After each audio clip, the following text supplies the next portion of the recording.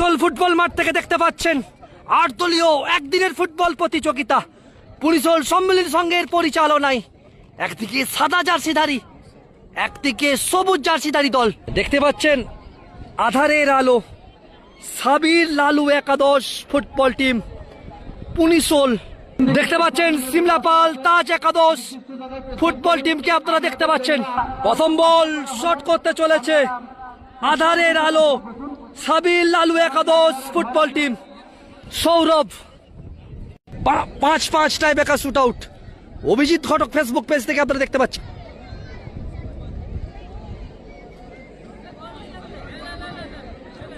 দেখা যাক কি হয়, গোল আসবে। অনবদ্য গোল, প্রথম বলেই গোল এসে গেল। গোলরক্ষক প্রস্তুত হচ্ছে আধারের আলো সাবির লালু একাদশের। তাইফুদ্দিন প্রথম বল শট করছে সিমলাপালের হয়ে।